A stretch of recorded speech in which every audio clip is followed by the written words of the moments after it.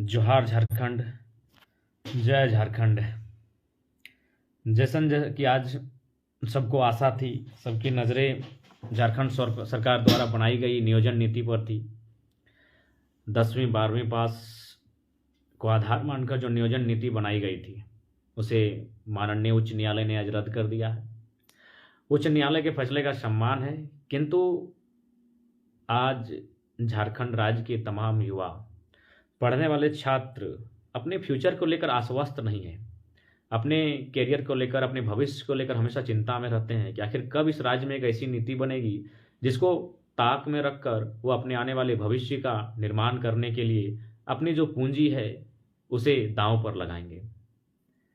क्योंकि इससे पहले माननीय रघुवर दास जी की सरकार थी, उन्होंने शायद एक नीति बनाई थी कि जो यहाँ से जन्म लेगा, इसी टाइप की कुछ नीति थी। अगर उस पर हम थोड़ी सी चर्चा करें तो उस नीति को भी अगर थोड़ा सा संज्ञान में लेगा तो किस प्रकार एक भद्दा और मजाक की नीति थी कि जो झारखंड में जन्म लेगा उसे अगर झारखंडी माना जाए तो उस हिसाब से किसी का जन्म ट्रेन में, किसी का एरोप्लेन में, किसी का अस्पताल में होता है तो क्या वह उस अस्पताल का हो जाएगा या फिर वह अस्पताल उस बच्चे का जो जन्म लिया हो। यानी कहीं ना कहीं ये लोग जो राज्य की 3.25 करोड़ जनता का प्रतिनिधित्व करते हैं, जिन्हें जनता बड़ी उम्मीद के साथ चुनकर विधानसभा भेजती है, और वो अगर इस तरह की गलत नीति लेकर आएगी कि जो जन्म लेगा वो झारखंडी, तो भाई समझ सकते हैं क्या दुर्भाग्य इस राज्य का। ये तो बात हो गई रघु चाचा की। आप बात करते हैं हेमंत दादा की। हेमंत दादा नीति लेकर आए हैं कि जो यहाँ से 10वीं 12वीं पास करेगा वह यहाँ के नियोजन में झारखंडी मानकर फॉर्म भरेगा कि वह हाँ झारखंडी है। सबसे पहली बात, यह नीति भी दुर्भाग्यपूर्ण है, क्योंकि यहीं हमारे बगल के एक हमारे मित्र हैं महेश दुबे जी, तातरी पंचायत के हैं, वो शायद मदेडी पंचायत से हैं, और उन्होंने अपने मामा घर से 12th पास किया है। उनका मामा घर बिहार पड़ता है, तो इस हिसाब से तो वो झारखंडी नहीं गिने जाएंगे। हमारे एक साथी हैं महतो जी, जिनका मामा घर पुरुलिया है, शायद बंगाल के क्षेत्र में, और उन्होंने शायद 10वां पास किया है बंगाल से, तो उस हिसाब से वो झारखंडी नहीं होगा। हमारे कई ऐसे गिरिडीह के साथी हैं, गिरिडीह के अभिभावक हैं, जो आज बहुत वर्षों से महाराष्ट्र में रहते हैं और अपने बच्चों को महाराष्ट्र में पढ़ाया भी है, 10वीं पास करवाया है, 12वीं वहाँ से पास करवाया है, तो क्या वहाँ वे मराठी कहलाएंगे? नहीं कहलाएंगे। और वे तो झारखंडी भी नहीं कहलाएंगे, क्योंकि 10वीं पास वो झारखंड से नहीं कर रहे हैं, यानी वे लोग तो झारखंड के भी नहीं रहे ना। तो किस प्रकार एक मजाक की नीति आप लेकर आते हैं कि जो 10वीं 12वीं पास करेगा। बहुत सारे ऐसे स्टूडेंट हैं जो झारखंड के होकर अन्य राज्यों से 10वीं 12वीं पास किए हैं, यानी आपके हिसाब से झारखंडी नहीं हुए। और बहुत सारे ऐसे स्टूडेंट हैं, अनगिनत नहीं, खैर गिनती हो जाएगी, बहुत सारे ऐसे स्टूडेंट हैं जो झारखंड में आकर 10वीं 12वीं पास किए हैं लेकिन यहाँ के नहीं हैं, मामा घर में, मौसी घर में, तो कोई रिलेशन के यहाँ रहकर मैट्रिक अथवा 12th पास किया है, तो क्या वे झारखंडी हो जाएंगे 10वीं और 12वीं पास नीति के आधार पर? तो कहीं ना कहीं माननीय मुख्यमंत्री महोदय, बहुत समय की बर्बादी हो रही है। ऊपर से सुनने में आया जिस वकील को आप डिफेंड करने के लिए लाए थे, कोई मोहतगी करके हैं श्रीमान, बहुत जानकार वकील हैं, सुनने में आया उनकी फीस 30 लाख रुपए है प्रति सुनवाई, यानी सुनने में आया 4 या 5 सुनवाई, यानी 1.5 करोड़, 1 करोड़ 20 लाख से 1.5 करोड़ के आसपास आप एक गलत नीति को बचाने में खर्च कर चुके हैं राज्य का। जैसा कि मुझे जानकारी है, पता नहीं मेरी जानकारी कितनी सत्य है, लेकिन सुनने में आया है उनकी फीस 30 लाख के आसपास है, 4-5 सुनवाई हो चुकी है। तो आप किस सरकार पर ये पढ़ने वाले छात्र उम्मीद करेंगे? कहाँ जाएंगे? अपने भविष्य की गारंटी किससे मांगेंगे? आज ये छात्र जो कितने परेशान हैं, कितने हताश हैं, कितने निराश हैं, क्या आपको आभास है? और आपको क्यों आभास रहेगा? चाहे पक्ष की बात करें या विपक्ष की बात करें, जितने भी विधायक बैठे हैं आप लोग जाके विधानसभा के भीतर, बिल्कुल 81 की बात करते हैं। अगर 2-4 ईमानदार हैं तो अच्छी बात है, बाकी आप क्यों, आपको नीति से क्या मतलब है? देख ही सकते हैं, एक हमारे इधर के विधायक जी हैं, बड़ा बेटा के नाम एक कॉलेज है, छोटा बेटा के नाम एक कॉलेज है, मंझला बेटा के एक नाम पर एक कॉलेज खुला हुआ है। तो एक विधायक जी हैं जिनका 18-20 साल का लड़का 2 करोड़ की जमीन लेकर बैठा है। तो एक विधायक जी हैं अपने बेटे को विधायक के रेस में लेकर आए हैं, कोई मेयर के प्रत्याशी की रेस में लेकर आया है। आपका तो परिवार पूरी तरह संपन्न है महोदय। कोई किसी का रेस्टोरेंट है, किसी का शॉपिंग मॉल है, किसी का बिग बाजार में पार्टनरशिप है, किसी का न्यूक्लियस में पार्टनरशिप है। आम व्यक्ति का क्या होगा? और खासकर आज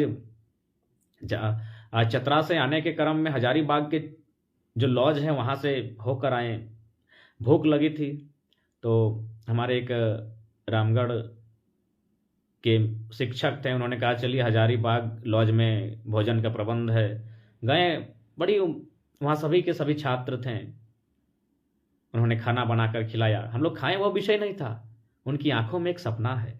वो छात्र जो अपने गाँव को छोड़कर, उनके माता पिता, किसी के माता पिता अपने खेती के माध्यम से पैसा अर्जन किए हैं, किसी के माता पिता ने कहीं गिरवी रखा है, किसी ने जेवर गिरवी रखा है, और अपने बच्चों को हजारीबाग भेजे हैं। आज वहीं से आ रहे हैं, उनकी आंखों में एक सपना है कि, और कह भी रहे हैं कि दादा यहाँ से जब भी जाएंगे कुछ ना कुछ लेकर जाएंगे, यानी अपने ड्रीम को लेकर गाँव वापस जाएंगे।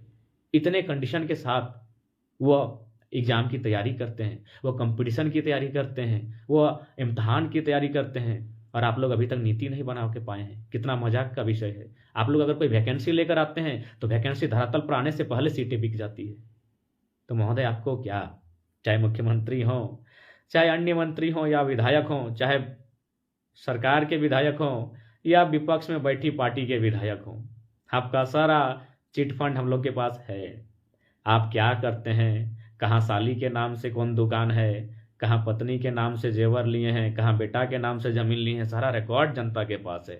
लेकिन जनता डरी शामी नहीं चाहती है लफड़े में पड़ना, जनता नहीं चाहती है टेंशन के साथ जीना। जनता यही चाहती है कि जाइए विधायक जी, आप ही का बेटा विधायक बने, आपका बेटा के नाम अरबों का संपत्ति हो, मेरा बेटा कम से कम एगो चौकीदार बन जाए, मेरा बेटा कम से कम एगो क्लर्क बन जाए, और कम से कम अपना परिवार, अपने बीवी बच्चों का भविष्य को सुरक्षित कर पाए और जीवन यापन कर सके। सभी जानते हैं, कौन है कि नहीं जानता है कि हमारे धनबाद के जितने भी विधायक हैं, मैक्सिमम विधायक, उनका कहाँ कहाँ ज़मीन है, कहाँ कहाँ ज़मीनों पर क्या बनाए हैं, कहाँ स्कूल है, कहाँ कॉलेज है, कहाँ शॉपिंग मॉल है, कहाँ रेस्टोरेंट है, कहाँ होटल है, कहाँ ढाबा है, कौन नहीं जानता है। एक एक आम व्यक्ति जानता है आपकी काली करतूतों को, आपके काले कारनामों को, लेकिन वो मजबूर है। वो क्या करेगा, वो लफड़े में नहीं जीना चाहता है, वो आपके साथ पंगा लेके परेशान नहीं होना चाहता है, वह न्यायालय, कोर्ट कचहरी और थाना पुलिस का चक्कर नहीं काटना चाहता है। इसीलिए वह अपने मन को शांत बना लिया है, अपने मन को तसल्ली दे के बैठा है, जाने दो भाई, वो विधायक है, वो सिकंदर है, वो सारी जमीनों को ले ले, मतलब नहीं, बस दुनिया के किसी कोने में एक छोटा सा टुकड़ा मेरा हो जिसमें मेरा परिवार, मेरे बच्चे खाएं, बस एक किसान यही उम्मीद करता है। और आज वह खेती के माध्यम से, कर्ज के माध्यम से, आज वो अपने बच्चों को कोई हजारीबाग में, कोई रांची में, तो कोई अन्य ज़िलों में बहुत हिम्मत के साथ पढ़ा रहा है। बिल्कुल बहुत हिम्मत, रिस्की काम है। आज के डेट में एक किसान का बेटा होकर पढ़ाई करना, लॉज में रहकर, छात्रावास में रहकर, एक बहुत रिस्की काम है।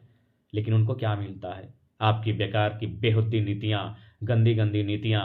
आपका क्या है, आपका तो बिल्कुल मुख्यमंत्री महोदय को सीधा कहना चाहेंगे, आपका बच्चा का क्या उम्र है हम लोग नहीं जानते हैं, उनके लिए दुआ करते हैं। आप तो खैर हमारे लिए बद्दुआ ही कर रहे हैं, कर नहीं रहे, लेकिन हमारे लिए अभिशाप, जो भी आपकी नीतियां हैं हमारे लिए अभिशाप बन रही हैं, हमारे लिए बदहाली के साथ आ रहे। तो आपके जो भी बच्चे हैं माननीय मुख्यमंत्री महोदय, उनके लिए हम दुआ करते हैं, उनका भविष्य उज्ज्वल हो। लेकिन एक बात कह देंगे, पता नहीं आपका बच्चा कितना है, क्या जानता है, नहीं जानता है, लेकिन एक दिन वो विधायक बन जाएंगे, आपके बच्चे विधायक बन जाएंगे। और हमारे छात्र, हमारे पढ़ने वाले युवा, उनको यह भी आश्वस्त नहीं है कि अपनी B Tech, M Tech, MBA, BCA, CCA, engineering, medical, अन्य डिग्रियां लेने के बाद वो एक छोटी सी 3rd ग्रेड, 4th ग्रेड की नौकरी को भी डिजर्व कर पाएंगे कि नहीं। उनके सामने बहुत बड़ा प्रश्न है, वो चिंतित रहते हैं अपने भविष्य को लेकर, अपने करियर को लेकर, उनको चिंताएं सताती है कि क्या होगा उनका भविष्य। लेकिन कौन उनकी सुनेगा, सब तो मजे में है। भारतीय जनता पार्टी की सरकार, उसको भी देखा, और झारखंड मुक्ति मोर्चा की सरकार, गठबंधन की सरकार, सबको देख रहे हैं। भाजपा के साथ आजसू, जमीन के साथ कांग्रेस, केवल और केवल आप अपने बच्चों के भविष्य का निर्माण कर रहे हैं। बिल्कुल, इसमें कोई दो राय नहीं है। कौन नहीं जानता है झारखंड के नेताओं के बारे में, कौन नहीं जानता है झारखंड के नेताओं के बारे में, सब जानता है। आपका कहाँ जमीन है, कहाँ लीगल वाइफ के नाम पे जमीन है, कहाँ इलीगल, सब पता है, सबको पता है। लेकिन क्या करेगा, गरीब आदमी उलझना नहीं चाहता है, गरीब आदमी परेशान नहीं होना चाहता है। वो बस इतना चाहता है, आप बिग बाजार को रख लीजिए, आप बड़े बड़े शॉपिंग कॉम्प्लेक्स को रख लीजिए, हमारे हिस्से में ज़मीन का छोटा सा टुकड़ा और उसमें एक छोटी सी सरकारी नौकरी, चौथे ग्रेड की दे दीजिए हमारे युवाओं को, उससे ही अपना वो जीवन काट लेंगे। इसीलिए गरीब किसान लड़ाई नहीं करना चाहता है, वो शांत रहना चाहता है, वो खेती करना चाहता है। लेकिन आपके पास क्या विजन है इस राज्य को लेकर? नदारद। बहुत दुर्भाग्य का विषय है। खैर, ये नियोजन नीति कहीं ना कहीं उचित नहीं थी, बिल्कुल नहीं थी। 10th और 12th पास करने से कोई झारखंडी नहीं हो सकता है, क्योंकि हमारे बहुत सारे युवा हैं जो आज महाराष्ट्र से उनके बच्चों ने 10th 12th पास किया है, वे मराठी नहीं कहले जाएंगे। वो मराठी भी नहीं और झारखंडी भी नहीं, क्योंकि आपने नीति बना दिया था। तो आज सीधा सा आपके पास रोड मैप क्या है, आपके पास प्लानिंग क्या है इस राज्य को बचाने का? मान के चले अब तो नीति नहीं हमारे पास, अब नियुक्ति आप कैसे करेंगे? कोई तो नीति होनी चाहिए। अब कैसे आप नीति बनाएंगे? सबसे बेहतर होगा बैठिए, वास्तव में अगर राज्य के बारे में सोचते हैं तो आपके जितने मंत्रिमंडल के लोग हैं, बैठिए, उनसे बात कीजिए कि कैसे राज्य का संरक्षण किया जाएगा, कैसे बाहरी राज्यों के अतिक्रमण को रोका जाएगा, कैसे इतने बड़े बड़े उद्योग की जो स्थापना हो रही है, उद्योगपति जबरन जमीनों को छीन रहे हैं, मौत के मुंह में जनता को धकेल रहे हैं, उस पर कैसे रोका जाएगा, कैसे रोकथाम होगा, इस पर चर्चा कीजिए। वरना आपका क्या, आप तो नमस्ते लंदन करने के लिए माननीय अंबानी साहब की तरह भी विदेश चले जाएंगे। इतना अकूत पैसा आपने कमा लिया है। लेकिन एक आम व्यक्ति का इस राज्य में क्या होगा? एक आम व्यक्ति अपने भविष्य को लेकर असुरक्षित महसूस करता है, सब असुरक्षित महसूस करते हैं। अगर छात्र की बात करें तो छात्र को पता ही नहीं उसका भविष्य क्या होगा। MA, PG, PhD, ग्रेजुएशन, तमाम टेक्निकल नॉन टेक्निकल डिग्रियों के बाद भी वो अपने फ्यूचर को लेकर आश्वस्त नहीं है। ये तो है स्टूडेंट का दर्द। किसान भी डरे शाह में है, पता है, क्योंकि भ्रष्टाचार चरम सीमा पर है। एक BDO प्रधानमंत्री से कम खुद को नहीं मानता है, एक CO अपने आप को मुख्यमंत्री मानता है। वह जमीन का जो कागजात हैं, जो जिसको हम लोग रसीद काटना कहते हैं, आज हेर फेर, किसी का नाम ऑनलाइन नहीं चढ़ा है, किसी का खेत किसी और के नाम चढ़ा है, तो ये किसान भी परेशान है, किसान भी हताश हैं। कौन खुशहाल है इस राज्य में? किस सरकार ने खुशी देने का काम किया है? आपके केवल जो बड़े बड़े पोस्टर बनते हैं उसी में लोग आप खुशहाली का दावा करते हैं, लेकिन हकीकत गांव में आइए, आज सभी परेशान हैं। छात्र परेशान है, युवा परेशान है, किसान परेशान है, कामगार परेशान है। जो निजी कंपनियों में अस्थायी, आज चाहे वेदांता की बात करें, इलेक्ट्रो स्टील की बात करें, या अडानी की बात करें, या जो भी अन्य प्राइवेट कंपनियों के माध्यम से उद्योग बना है, या हर्ल की बात करें, लोकल्स को क्या मिलता है पता है? अगर बाहरी को वहाँ 15,000 मिलता है तो लोकल्स को 8,000 मिलता है। इतना शोषण, इतना दोहन, कोई खुशहाल नहीं है। न छात्र, न युवा, न कामगार मजदूर, और ना ही किसान, सब संकट में है। सब खुद को असुरक्षित महसूस कर रहे हैं इस राज्य में, अपने भविष्य को लेकर अंधकार सा फील कर रहे हैं कि कब हमारी ज़मीनों को बड़ी बड़ी कंपनियों की नज़र गड़ेगी और उनके नाम आप कर देंगे। जबरन डरा कर, धमका कर, उनसे 2-4 लोगों से हस्ताक्षर करवाकर पूरे गांव की ज़मीन कब उन्हें बेच देंगे, किसी को आभास तक नहीं है। किसान डरा हुआ है, कामगार इसलिए परेशान है कि अगर वो विरोध करने जाएगा तो कंपनी से उसे निकाल दिया जाएगा। बेचारा का रोजी रोटी बड़ी मुश्किल से चलता है, इसीलिए वो भी चुपचाप अपने पेट को मारकर, अपने अन्याय सहकर अपने ऊपर सारी उम्मीदों को अपना चूर चूर होता हुआ देखकर भी सह लेता है कि चलो जिंदा रहने दो। उसमें लड़ने की शक्ति समाप्त हो गई, वो जिंदा रहना चाहता है। एक किसान, एक कामगार सिर्फ जिंदा रहना चाहता है। छात्रों की बात करें तो बड़ा दुख लगता है, खासकर जब हजारीबाग, रांची इत्यादि हॉस्टल पहुंचते हैं। वहाँ उनके कमरों पर स्वामी विवेकानंद के quotation, doctor APJ Abdul Kalam की तस्वीरें, कुछ ना कुछ उनके मन में ललक दिखाती है। कुछ करने का ख्वाब दिखता है कि शायद वो कुछ करके ही अपने घर से वचन देकर गए हैं हॉस्टल। रांची पढ़ने वाले, हजारीबाग अथवा कहीं भी पढ़ने वाले जो छात्र हैं, अपने घर परिवार, अपने सगे साथियों को वचन देकर गए हैं कि हम कुछ करके आएंगे, कुछ बन कर आएंगे। इसीलिए परिवार वाले भी उम्मीद के साथ हैं।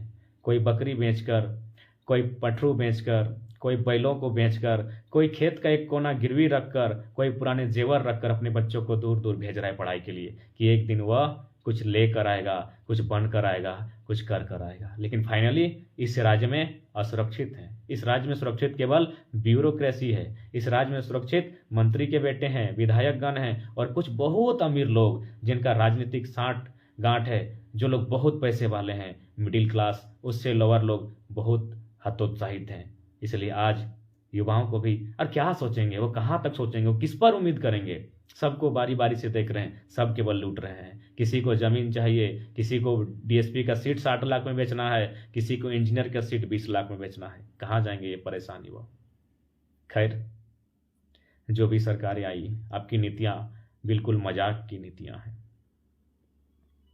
इसलिए सोचिए, एक ऐसी नीति बनाइए कि जो अन्य राज्य के छात्र हैं उनसे हमारी कोई शिकायत नहीं है, उनका अपना राज्य है, वो अपने राज्य में खुशहाल रहें। हमारे राज्य में क्यों जबरन पांव पसार रहे हैं?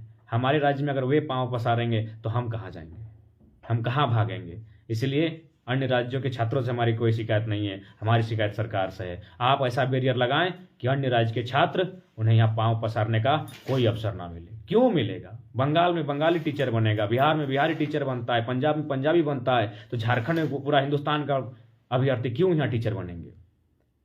इसलिए अगर आप में पॉलिटिकल्स पार्टियां पक्ष विपक्ष में जरा सी भी दया है तो उन छात्रों को याद कीजिएगा जो बड़ी मुश्किल के साथ अपने घर वालों के ख्वाब को पूरा करने के लिए, अपने वर्तमान को मारकर अपने भविष्य को बनाने के लिए निकले हैं, छात्रावास में रहते हैं या सुबह बहुत लंबी की यात्रा तय कर कर कंपटीशन की तैयारी करने कोचिंग सेंटर जाते हैं। कभी उनकी आंखों में झांक कर देखिएगा, उनके बंद किताबों को खोल कर देखिएगा, उन पन्नों से बात कर कर देखिएगा किस प्रकार कितने दर्द के साथ वे लोग जी रहे हैं। अगर जरा सी भी आप में मानवता है, आप 81 के 81 विधायक अगर जरा सी भी मानवता है तो ऐसी नीति का निर्माण करें जो इस राज्य के हित में हो और जितना संभव हो सके अधिक से अधिक रोजगार सृजन करें जिस स्तर पर हो। और नहीं तो आपका तो पता है किसका मलेशिया में ज़मीन है, किसका कनाडा में है, किसका पुरी में है, सब जानते हैं। बस डरे से हमें किसान कुछ बोलना नहीं चाहते हैं। जाओ खुश रहो, यही चाहते हैं कि तुम्हारा ही बेटा विधायक बने, कोई दिक्कत नहीं है, मेरा बेटा क्लर्क ही बन जाए, इतना ही चाहता है। ठीक है, जोहार।